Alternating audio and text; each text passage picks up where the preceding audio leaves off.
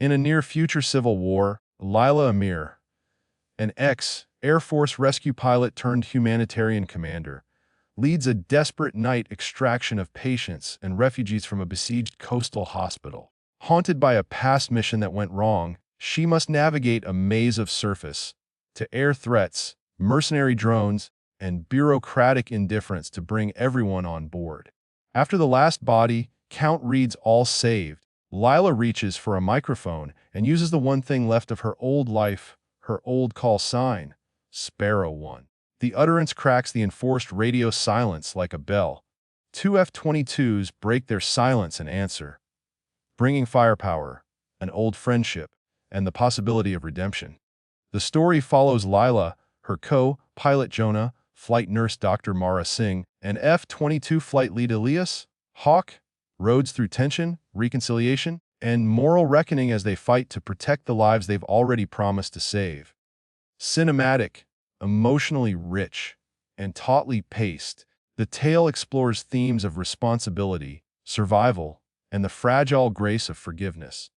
The salt lay on everything by the time Lila Amir's boots touched the gangway, on the torn canvas of the tents, on the thin hair of a boy no older than 9 who clung to a blanket, on the hospital's fluorescent fixtures that hummed like tired bees. The air carried the metallic tang of spent munitions and the sour breath of combustion. Wind from the sea whipped detritus into miniature whirlwinds.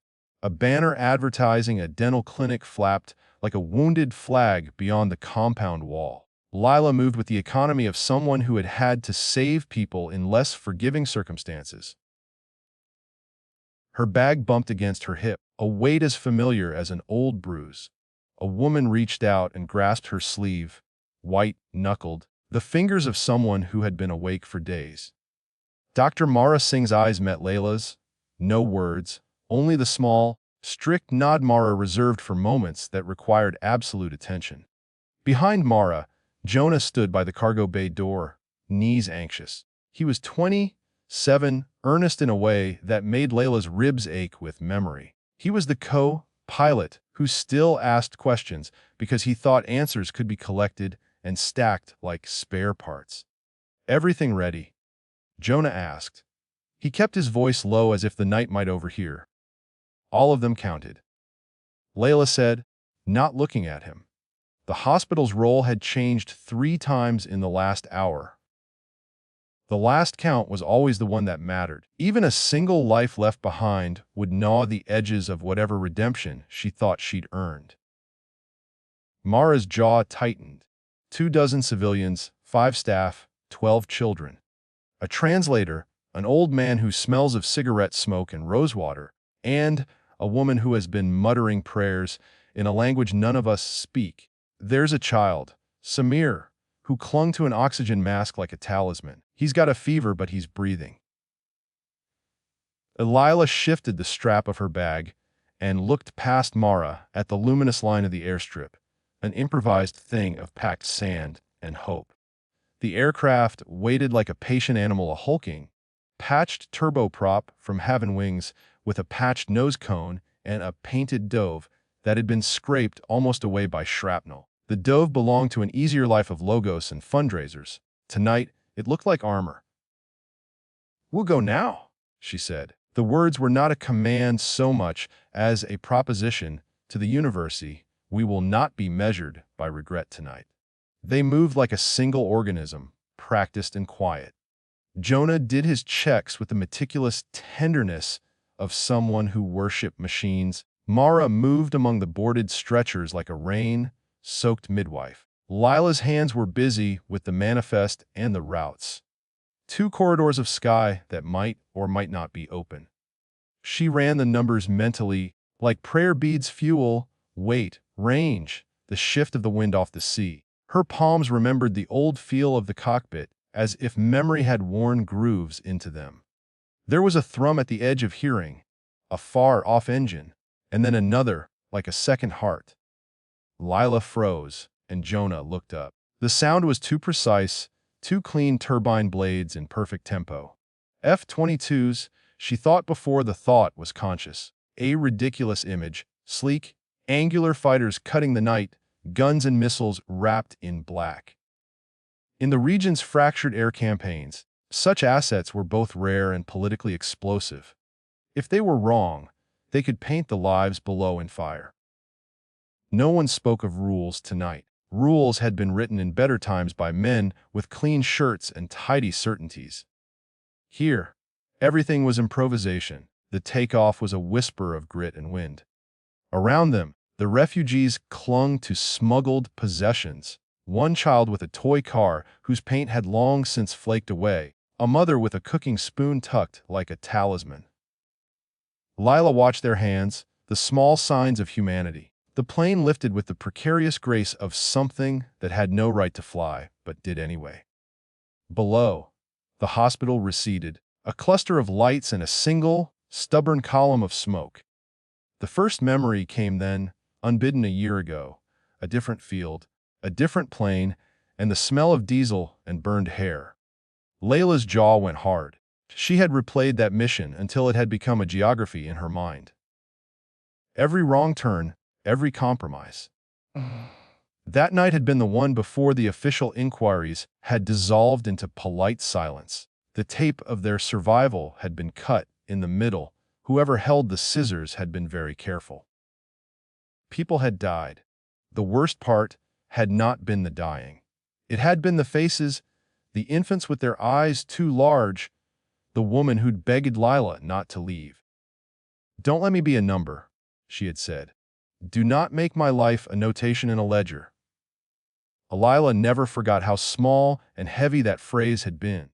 She felt skeins of guilt like old scars tighten in the cockpit. Jonah glanced at her. He had seen the momentary tightening in her face. He thought she was remembering training flights, not the ruins of a churchyard she kept in her bones. Lila gave him a brief, rehearsed smile to anchor him. "Good climb," she said. "Stay sharp." The first radio call they made into contested airspace was met with nothing, an ocean of static that might have been silence or the world holding its breath. For there to be no reply from the local authorities, they had already assumed the worst. There were multinational no-fly decrees, gun, runner interdictions, private mercenary bands with more missiles than manners. Each threat moved like an animal you could hear before you could see. At 9,000 feet, Jonah squinted at the strip showing various transponder pings. He tapped the mic. "Having wings 1. 1 calling for air corridor authorization." The radio breathed back only hiss. Jonah's hands were steady. Lila could see the set of his shoulders, the inward curve of someone carrying more than his years should shoulder. Mara checked the straps on Samir. The boy's breathing was thin and quick, as if he ran races with the air itself. The translator, a wary man named Yusuf, held a small notebook in which he had written names with the neatness of someone determined to keep their humanity accounted for. The old man, Hassan, gave Lila a look that had the simple gravity of someone who had loved and lost and learned small consolations. "We're crossing a no-go zone," Jonah said softly. Layla's knuckles whitened as they passed through a pocket of turbulence. Her voice went quiet, and older habits rose up the checklist that was less about procedure and more about survival. "Engage transponder. Set emergency frequency. Call for identification friend or foe on primary." Then something else happened. Jonah's screen blinked an incoming encrypted burst. A short, searing tone followed, then nothing. "Encrypted burst from unknown band," Jonah said. He looked to Lila. "Maybe external comms." Lila's thumb brushed the radio's guard button. Her mouth felt dry. There was a way they could coax information out of men who hid behind bureaucratic walls. The call sign that belonged to a person. Names in uniforms had power. Unofficial currency. In her chest, under the barbs of guilt, there lived the small, stubborn ember of the other life she'd been in, a squadron call sign that had once meant somebody would answer when you couldn't be ignored. It was a line of credit from a former reputation, a key that fit only certain locks. She had been Sparrow 1 once. The name had been born of an old joke about a small, relentless bird that flew anyway, despite storms and hunters. Sparrow One had become a shorthand for tenacity and too many close calls. The name had been retired after an operation where the paperwork had been rewritten and the errors had been reassigned to the margins of history. Lila had let Sparrow die to keep the rest of her alive. But tonight, with the lives of 24 people pressed to the thin ribs of her plane, she let the bird live again. "Switch to emergency band," she said. Jonah complied. Lila moved the microphone to her lips and inhaled until her breath steadied into an instrument. "This is Sparrow One," she said into the night. The words were an echo she had not given voice to in years. For a sickening second, she feared the world would not respond. Then, somewhere above the dark, a voice like gravel and wire answered, quiet as if speaking into a chapel. "Sparrow. Sparrow One. Identify." Lila felt the hairs on her neck stand up. The voice was not mechanical. It had edges. It belonged to someone who had flown too many hours and had been to places where the horizon did not promise civility. There was something familiar in the cadence, a pause that fit like a missing piece. She said, "We're civilian medevac. Having wings Mercy Dawn. Evac from St. Jude's. 24 aboard. Hostile ground fire reported. Request escort to international corridor." A breath, and then the voice again. "Mercy Dawn, this is Falcon Lead. Hold position, state vectors." The call sign made Layla's stomach flip because Falcon Lead was a phrase she had not heard since an afternoon when the sun had been indifferent and men had sworn oaths they intended to forget. She'd once flown with a pilot who called himself Hawk, Elias Rhodes. Hawk had the straightness of a man who never leaned into small lies. Hawk had been the kind of friend who carried the weight of other people like a second pair of lungs. After the operation that unraveled Layla's career, Hawk had disappeared from the records. People said he'd been reassigned, or left, or been killed. People who demanded neat stories liked neat endings. The truth had been nothing like that. "Sparrow One." The voice asked again, and now Lila recognized the faint tremor, the offset that came from a man who had learned to put steel into words. She named what needed naming because there was no room anymore for half-truths. "Lila Amir," she said. The name felt heavy in the radio feed. "Formerly Sparrow One. I'm not commanding any forces here. I ask for protection. There are civilians aboard." Silence folded around her. Jonah swallowed audibly. Mara's hands were still at Samir's chest. Yusuf's pen stilled. Outside, the sea flashed like broken glass beneath a moon that had all the sympathy of a stone. Then a sound she had not expected. Not the clipped military acknowledgement, but something softer, almost like the exhale of a man who had been holding his breath for a long time. "Lila," the voice said. It was Hawk, older, a touch of gravel in his vowels.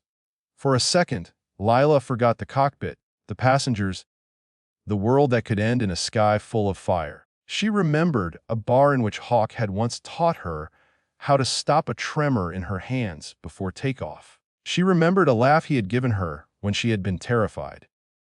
Memory burned and warmed in equal measure. "Yes," she said, her throat closed. Confession was never clean. "I need you." The F-22s vacillated in the air like predators considering a choice. Silence broke.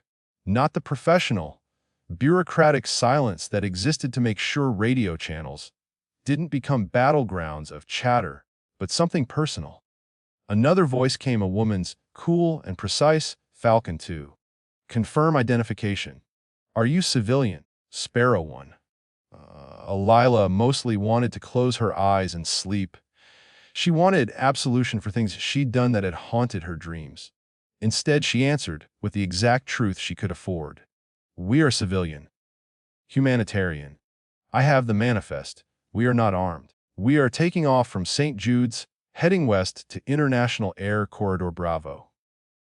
Hawk's voice came back, low and very near. "Hold heading. We'll be with you in 2 minutes. Stay low, Sparrow. Don't climb above 5,000. 2 minutes isn't very long. It is, in fact, a chasm for those who count breaths in gunfire. But it was the difference between being a number and being a fact. Jonah's hands trembled when he adjusted the pitch. Mara murmured something religious into the night in a tongue Lila did not recognize, and which did not sound entirely human in its cadence. A litany against death. Samir coughed, and then forgot to cough because hope demanded breath. They kept low, skimming a blackness the color of used coffee. Lila's eyes cut to the cabin each time a bump of turbulence made someone's fingers tighten on someone else's wrist. The plane hummed. Above them, something like a shadow slid. The F-22s arrived as silence cracked like old plaster. They moved with the lethal perfection of things designed to be unmissable. The first one came in on Lila's left, a quiet thunder, and the second took a position to starboard. Up close, the fighters looked smaller than the myths. They were precise and hungry for air. Lila felt an absurd childish joy. They were beautiful. Her joy was small and guilty. Having wings, mercy dawn. Hawk, Falcon lead, said through the channel. This is Falcon lead. Visual on you. We will escort you to the corridor. Expect to be scanned. Do not deviate. Repeat, do not deviate. I copy, Jonah said, and his voice was steady because he had faith in the metal they sat in. Lila closed her eyes briefly and let the feeling of being accompanied wash through her. It was not the same as redemption, but it was warmth, a proof that someone larger than the bureaucracy heard the plea that had been made in a voice that once had power. They flew like that for 20 minutes, the fighters hugging the plane's flanks. Above them, beyond the moonlight, the silhouettes of small drones flickered like a net of angry insects. Jonah kept talking to the fighters in clipped updates. Hawk answered with the precision of a man used to commanding pieces on a fast, breathing board. Lila learned the cadence of his commands again, and every time he spoke a memory flickered. The time he'd steadied her hand in the cockpit when her fingers had gone numb with fear during a storm. The memory was a thin blade of light she pressed to her palm without flinching. The near miss came without glamour. A tracer bloomed beneath their wing like angry fireflies. The plane shuddered. Mara's hands flew to a strap. The oxygen monitors beeped. Once, twice. In the fuselage, Samir's mother let out a sound that was half prayer and half keening. Hostile fire, 9 o'clock low, Jonah said, voice clean, professional. Small arms and possible man PAD. Hawk answered instantly. Falcon 2 engaging hostile launcher. You, Mercy Dawn, take a hard left. We'll paint the sight, go low and fast. Lila had a fraction of a second to override the autopilot and to trust Hawk's instructions without knowing why she shilled. Trust had always been a currency she hoarded. Tonight she gambled it away. The plane obeyed, tilting its belly to the sea. Jonah's knuckles were white as bone on the controls. A sound like a woman being torn in half. Missile detonation. Followed by a crush of wind. The fighters unleashed a ballad of radar and flare and fury. In the windows, ground flashes like camera flashes began to bloom and die. The F-22s, with Hawk in lead, concentrated a geometrical fury on one point of land where, in the dark, a missile launcher attempted to feed itself with death. Inside the plane, someone screamed once and then stopped because fear had found its voice. The world became an instrument of sound, the drone of engines, the staccato of automatic weapons, the high, electric whining of countermeasures.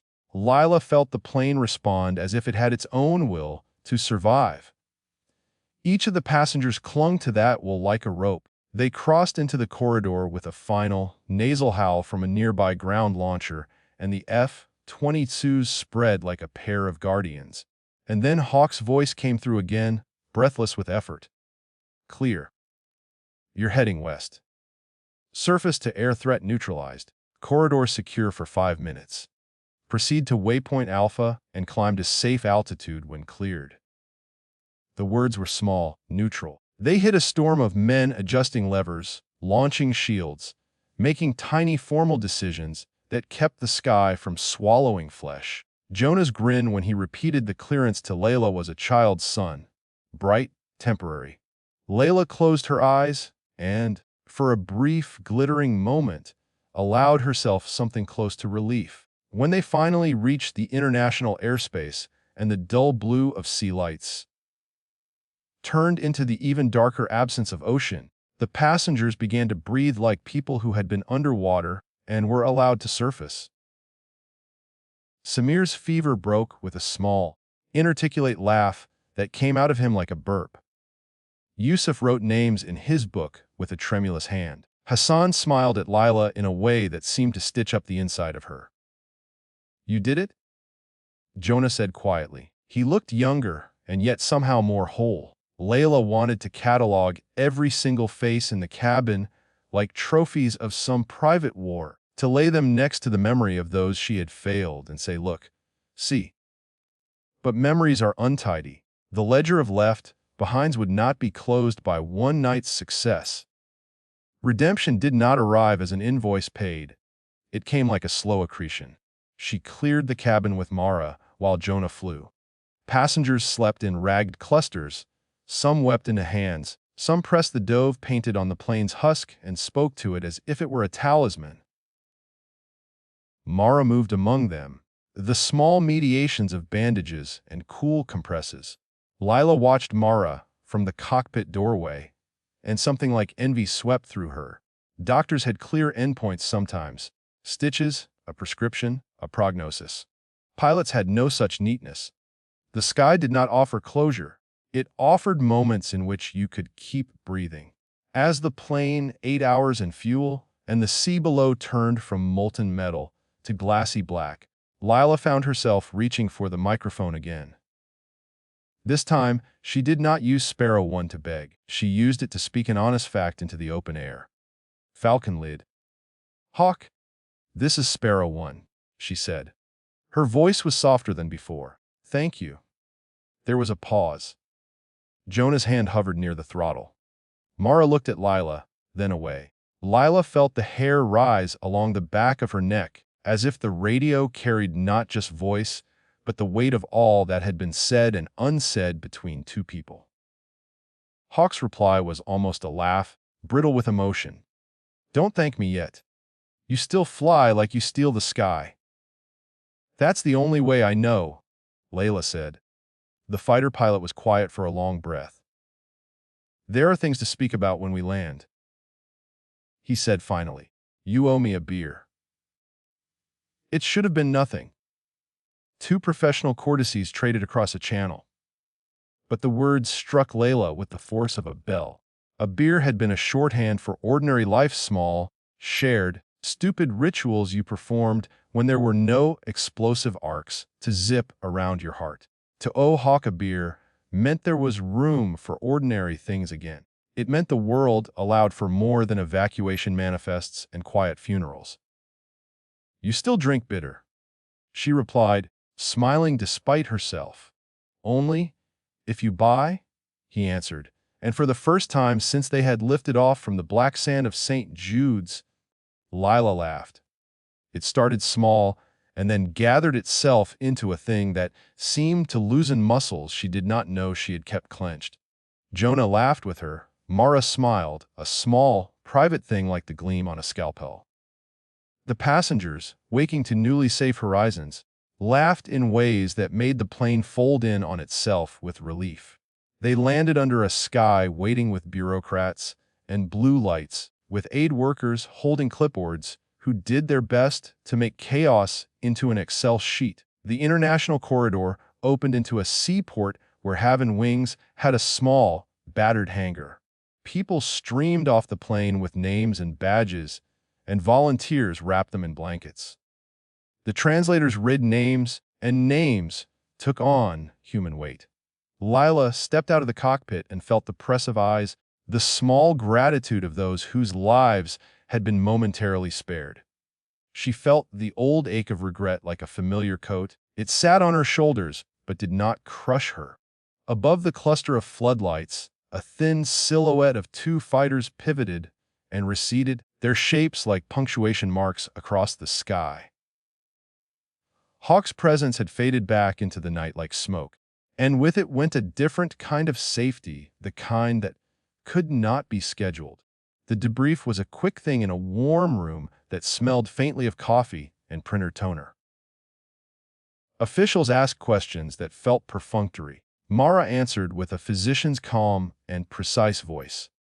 Jonah's reports were flawless, as if he had solved a geometry problem that would be graded. Layla filled out forms with a pen that sometimes blurred as her hand shook. She allowed herself the simplicity of the paperwork. It meant sequences problem, solution, box ticked. At the end of the room, an older man with gray hair and a military cut watched her with eyes that kept their own ledger. He wore civilian clothes that did not disguise the way authority sat on him. He introduced himself as a liaison from a coalition command. He asked for the manifest, the flight plan, the time stamps. His questions were procedural, but when he said, "You used a call sign reserved for classified liaison," his voice was a notch colder. Sparrow 1. That name is retired. Lila looked at him. She could have lied and said a bureaucratic mistake, or that she had been desperate. Instead, she said, it was the only way to get help. He made a small, unreadable sound. There will be inquiries, he said. Protocol is protocol, and people. Layla asked. The word was a blade. The man hesitated, then said, everyone disembark. All accounted for. No casualties aboard. It was an odd, strange kind of triumph. The man slid a folder across the table. Inside, there was an image, grainy, but recognizable, of the missile launcher site that the fighters had neutralized, a dark blot on the coast. Hawk's call sign was in the margins of the transcript. Lila watched as the liaison flipped through it, and his expression changed. A brief human beat where the man had to reconcile this paperwork with the fact that someone had been saved by the thinnest of threads. You could be disciplined, he said finally, the words like an attempt at gravity. Lila felt the weight of 1,000 small scoldings fall around her. That's fine, she said. The injustice of previous reprimands had taught her how to accept official displeasure. I'll accept whatever administrative consequence there is. He looked at her then, and for an instant, his eyes found something he did not expect, not defiance nor penitence, but a tired certainty. You know, Ms. Amir, he said carefully, some of us will file reports that favor leniency. Others will call for stronger measures. You've had a history with this region. She nodded because there was nothing else to do.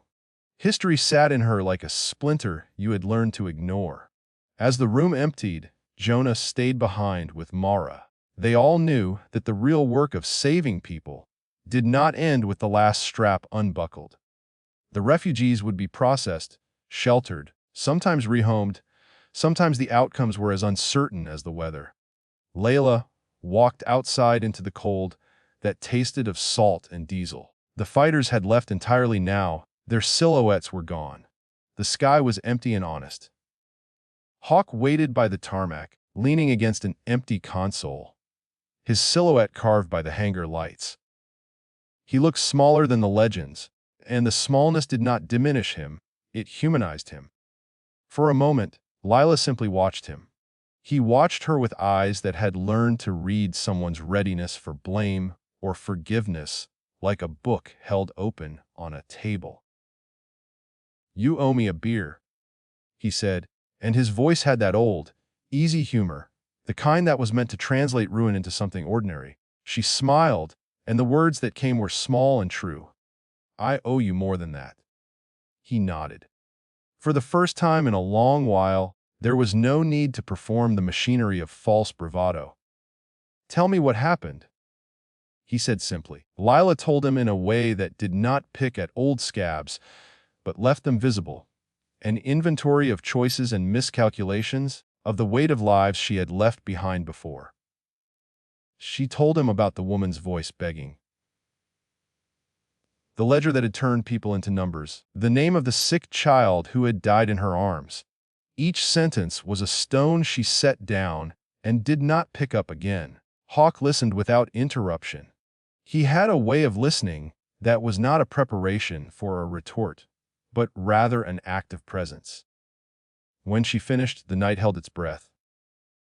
"You should have told me then," he said finally. His words were not accusation, but an attempt to understand why someone had carried that alone. "I did not think I deserved to be known," she said. The confessional wariness in her voice was a fragile thing. "I thought being small could be a kind of atonement." Hawk's face softened, and the defense muscles eased. "Smallness isn't penance. It's a convenient hiding spot. You don't have to live there." She had been living there for years in the margins, in the belief that invisibility equaled safety for others. Hawk had been one of the few who refused that logic. "I almost killed people because I was trying to be small," she said, the words falling like stones. "It's a bad logic." "That makes two of us," Hawk answered, and the honesty in it was a sharp, bright thing. He glanced at the hangar where volunteers moved like ants, busying themselves over tea and blankets. "You called me Sparrow One. That was a surprise. I thought the whole thing retired with you." "It had to be said," she said. "They were there. I didn't have time to be respectable." They stood there like two people, measuring the distance they had walked. The air held the residue of gunfire and adrenaline, but in the small language of ordinary things, there was a different weather quiet, with the possibility of rain. "How long will you keep flying like this?" Hawk asked. Layla thought of the passengers she had left behind, of the woman who had asked not to be made into a notation on a ledger, of the small, stubborn things people clutched when everything around them was violent. "As long as there's a plane that will have me," she said.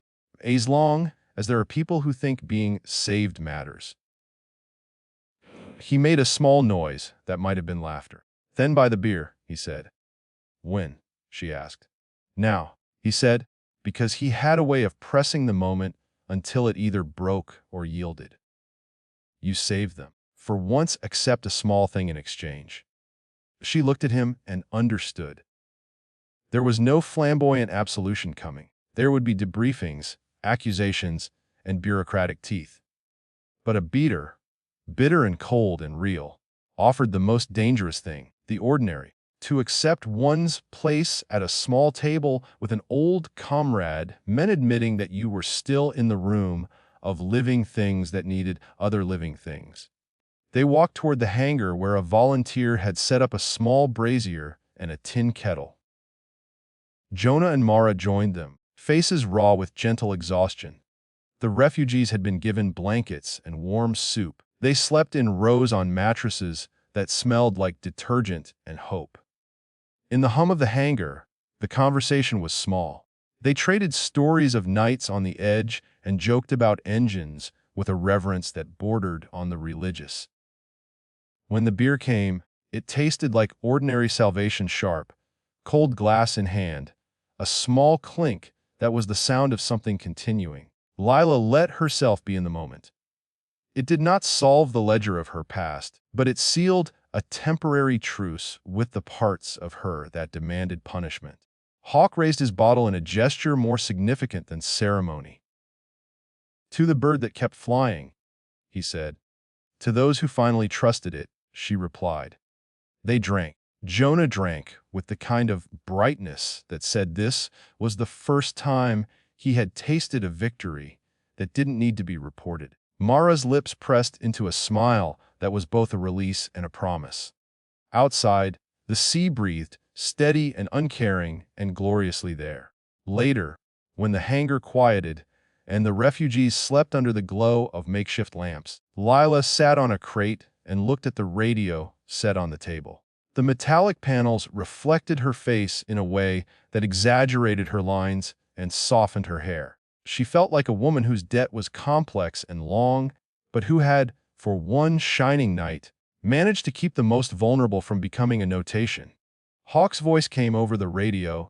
F-22s, eyes to the sky. Now routine, no ceremony. Sparrow 1, Falcon lead here. Keep flying, Layla. I will, she answered. The word was true in a way that trembled. She thought of the woman who had told her, "Do not make my life a notation." Layla had heard the plea not as accusation but as a covenant. To save people was to afford them the dignity of being known. The call sign had broken more than radio silence. It had cracked through her own brittle idea that invisibility was kindness. The F-22s had answered because somewhere, in the architecture of men and machines, there remained a thing that recognized the human voice and chose to protect. Outside, over the water, a pair of fighters traced a chalk line across the sky, then disappeared toward the horizon. In the dark where the world was complicated and often cruel, Lila felt her chest unclench. There would be inquiries. There would be paperwork and accusations and the ghost of past failures. But for tonight, for the passengers who slept with hint of dawn in their faces, for the child named Samir who would wake with a fever that might fade, forgiveness had arrived in the form of two small, airborne guardians and a friend who kept his promises. She closed her eyes and whispered into the night, not to any frequency recorded on a manifest, but to the thin, stubborn bird that had been with her all along. "Fly on," she said, and the world, for once, answered back.